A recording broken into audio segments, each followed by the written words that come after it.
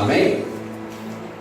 Diz assim a palavra do Senhor: os deveres dos bispos e dos diáconos. Esta é uma palavra fiel. Se alguém deseja o episcopado, excelente obra deseja. Convém, pois, que o bispo seja irrepreensível, marido de uma mulher, vigilante, sóbrio, honesto, hospitaleiro, apto para ensinar, não dado ao vinho, não espancador, não cobiçoso de torpe ganância, mas moderado, não contencioso, não avarento, que governe bem a sua própria casa, tendo seus filhos em sujeição com toda a modéstia. Porque se alguém não sabe governar a sua própria casa, terá cuidado da igreja de Deus? Não neófito, para que, ensoberbecendo-se, não caia na condenação do diabo. Convém também que tenha bom testemunho dos que estão de fora, para que não caia em afronta e no laço do diabo. Podemos assentar, meus amados? Nessa noite eu queria falar com os irmãos, gostaria que vocês prestassem bastante atenção. Eu gostaria de falar sobre, eu fosse dar um título para essa mensagem, seria o pastor. Muito se fala, muito se cobra e pouco se entende a respeito desse assunto. Muitas vezes, quando a gente pergunta para alguém o que é ser um pastor, tanto muita gente que foi ungida pastor, como muita gente dentro da igreja, não sabe exatamente o que esperar. Muita gente não sabe exatamente o que fazer. E muita gente tem recebido o óleo da unção sem saber o que é, e muita gente tem derramado o óleo da unção sem saber o que é. Então nessa noite vamos falar um pouquinho a respeito dessa função tão nobre, tão importante, que é o chamado de pastor. Quando a palavra começa aqui, quando Paulo está escrevendo a Timóteo, Paulo está escrevendo a Timóteo de coisas que ele já havia falado a Timóteo. Timóteo já havia sido instruído nessas coisas, como nós podemos observar na carta, porém, Paulo, prevendo que ele poderia demorar mais do que ele gostaria, ele escreve a Timóteo na intenção de orientar Timóteo, caso ele não chegue, o que Timóteo deveria fazer naquele lugar, porque Timóteo foi enviado àquele lugar para que ficasse ali tomando conta daquela igreja até a chegada, até a visita de Paulo, que era o seu mestre. Então aqui, a palavra no seu capítulo de número 3, começa dizendo que esta é uma palavra fiel, ou seja, se ela é fiel, ela é verdadeira, ela é confiável, eu posso acreditar naquilo que está escrito. Se alguém deseja o episcopado, excelente obra deseja. Episcopado é uma palavra que, se você falar 3 vezes rapidamente, você não é batizado no Espírito Santo, corre o risco, né? Já imaginou você falar episcopado 3 vezes? Vai enrolar a língua. Então, episcopado nada mais é do que o cargo sacerdotal, o cargo ministerial. Então, quando eu falo no Novo Testamento do episcopado, quando eu falo do ministério sacerdotal do Novo Testamento, nós temos que entender que existe uma grande diferença entre o ministério sacerdotal do Velho Testamento, que foi um sacerdócio dado por Deus para a tribo de Levi, do sacerdócio que nós exercemos hoje em dia, que é um sacerdócio que é o sacerdócio de Jesus, que é o sacerdócio de Melquisedeque, que foi estabelecido muito antes das 12 tribos de Israel. Então, nós temos que entender que sacerdócio judeu da tribo de Levi é diferente do sacerdócio neotestamentário que nós exercemos. Então, um bispo, um pastor, um presbítero, que na Bíblia tem exatamente o mesmo significado. Na Bíblia, quando você lê presbítero, não entenda que é o presbítero abaixo do pastor. Presbítero significa, no grego, ancião, significa líder. O original grego, presbúteros, do qual se deriva a palavra presbítero, significa um líder, significa alguém de autoridade e já em idade avançada. Então, presbítero, bispo e pastor, na Bíblia Sagrada, no Novo Testamento, representam exatamente a mesma coisa.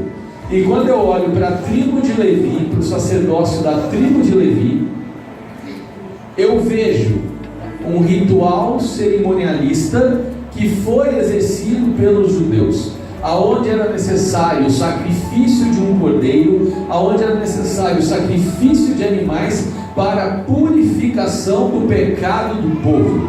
E esse sacrifício tinha que ser renovado anualmente. Por quê? Porque o cordeiro era imperfeito. Então aquele sacrifício era renovado todos os anos para purificação, para expiação do pecado do povo. Então existia uma tribo dos filhos de Israel, que era a tribo de Levi, que era separada para fazer esse trabalho. Os únicos que podiam tocar nos utensílios do templo, os únicos que podiam transportar a arca da aliança eram os filhos de Levi. Quem desobedecesse a esse mandamento morria e era fulminado, como aconteceu com Uzias. A arca balançou quando estava no carro de boi, ele foi tentar segurar a arca e ele morreu fulminado. Então, esse era o sacerdócio levítico. Quando nós vamos agora no Novo Testamento falar do sacerdócio, do apostolado, do bispado, do pastorado, nós vamos ver que é diferente. Por quê? Agora nós não precisamos trazer cordeiros para fazer sacrifício dentro dos nossos templos. Por quê? Porque o nosso cordeiro é perfeito. O sacrifício do nosso cordeiro foi definitivo. Então, nós não podemos, como alguns têm tentado fazer, é uma miscelânea, que imagina se Paulo tivesse vivo, ele ia ficar muito bravo, porque Paulo gastou tanto tempo, tanta energia para separar o judaísmo do cristianismo, e agora nós vemos algumas igrejas sem base nenhuma, querendo judaizar o negócio, querendo voltar com todos os métodos judaicos. Não é necessário. O sangue já foi derramado.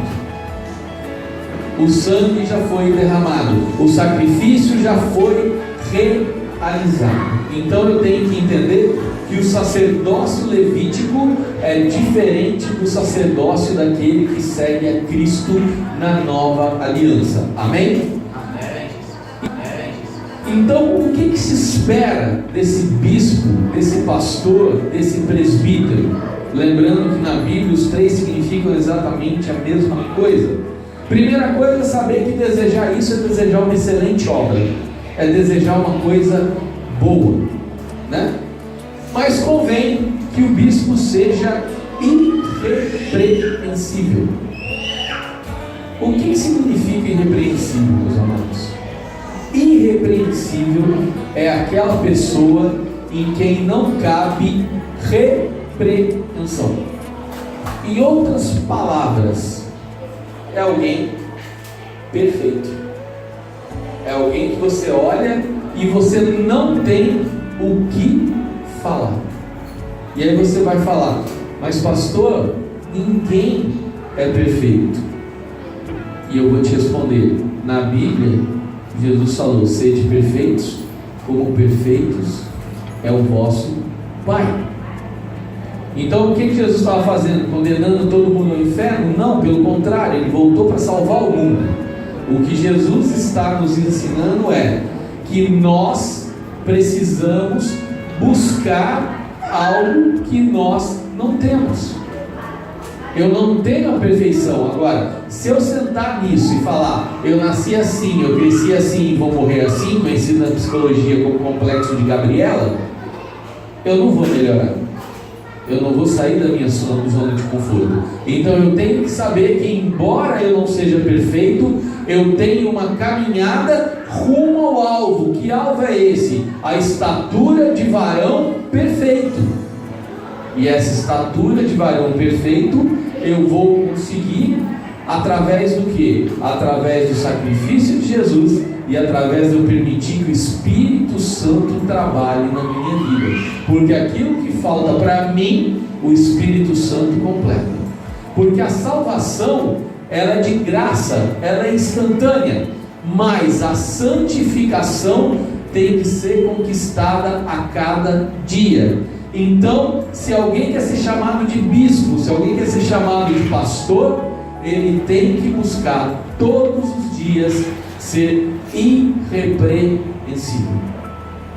Não pode ter nada para botar defeito nele. Então, muito fácil esse chamado, né? Começa por aqui. Marido de uma mulher. Então, é bíblico, né, que um pastor, um dirigente da ordem de Jesus, do sacerdócio de Melquisedeque, ele tem que ser marido de uma mulher, casado com uma mulher. Então, não existe brecha na palavra de Deus, está aqui escrito, para o pastor ter amante. Não tem, porque ele tem que ser irrepreensível. Vigilante. O que é vigilante? Vigilante é aquela pessoa que está sempre atenta. Por quê? Porque o diabo está ao nosso derredor, bramando como um leão. É como um leão. Ele não é leão, porque leão é o leão da tribo de Judá. Mas ele fica ao nosso derredor, bramando, procurando a quem? A quem possa tragar. Então, se eu ficar desatento, se eu ficar descuidado, se eu abrir uma brecha na minha vida, ele vem e ele sabe que, como estrategista que ele é, ele aprendeu alguma coisa. Já não é burro. Se é uma coisa que ele não é burro, ele sabe que se ele acertar na cabeça. Nós vimos aqui na quarta-feira que o anjo da igreja, o pastor da igreja, ele é responsável pela igreja. Então, Satanás sabe que quando ele derruba um pastor, quando ele derruba um líder de ministério, a pancada é muito grande. Por quê? Porque isso balança os nossos convertidos. Imagina você chegar numa igreja, quem vai ser sua referência? É o pastor. Quem vai ser sua referência? É a sua líder de ministério. É verdade ou não é? Depois que você já está edificado na sua fé, é diferente. Mas você acabou de entrar na igreja, você está maravilhado, apaixonado por Jesus, vai o seu pastor e cai. Isso é um balde de gelo na sua fé, é ou não é? Então, o pastor tem que ser vigilante, porque Satanás, se puder escolher alguém para derrubar dentro da igreja, pode ter certeza, ele vai na cabeça. Por quê? Ele sabe que o estrago é grande. Quando acontece de um cantor famoso, de um pastor conhecido cair, o que acontece? Quanta gente vem jogar isso na nossa cara? É ou não é verdade? A mídia faz a festa. Por quê? Porque não houve vigilância. Jesus não escreveu nada por acaso. Deus não coloca nada aqui por acaso.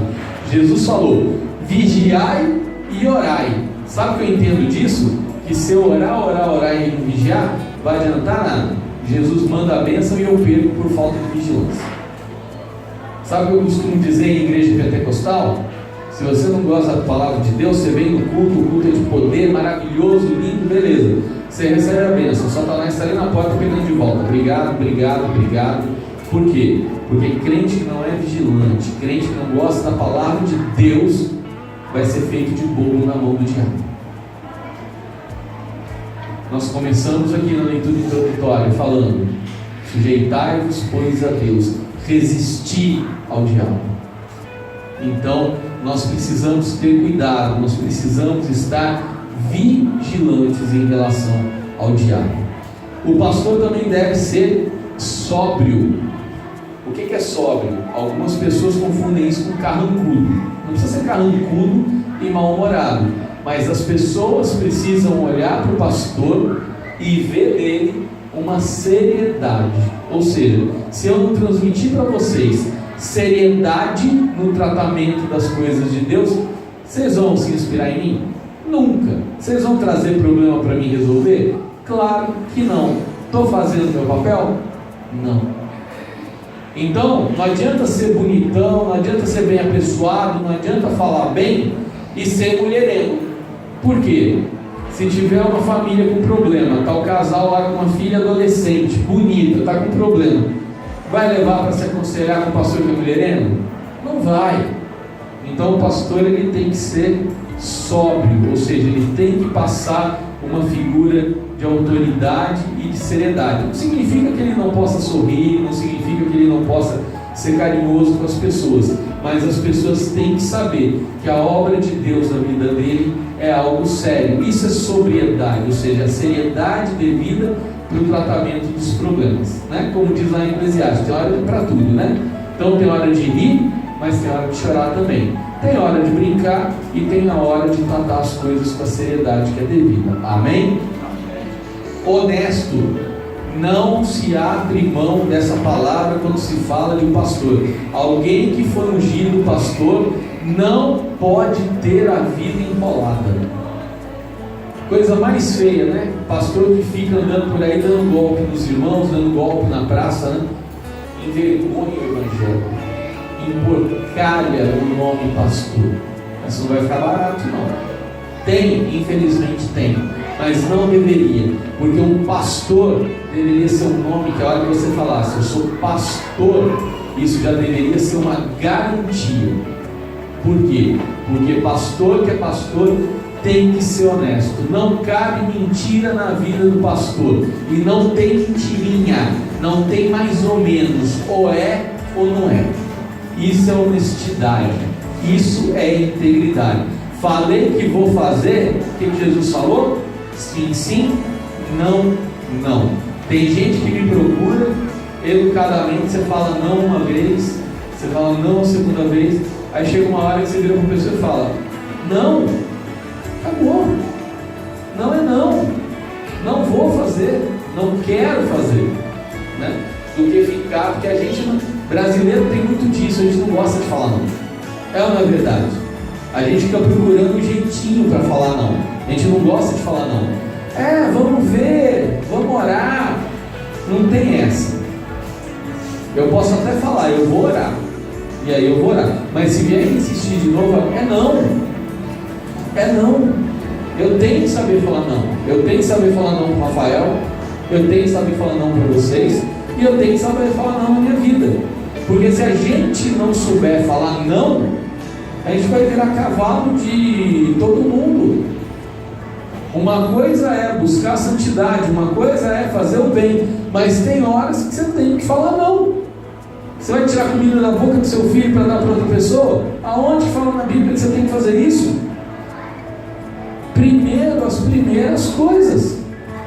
É muito bonito, é lindo você ajudar os outros. Agora, não às custas da comida. E aí, estou de comida mesmo, tá, gente? Estou falando de um monte de...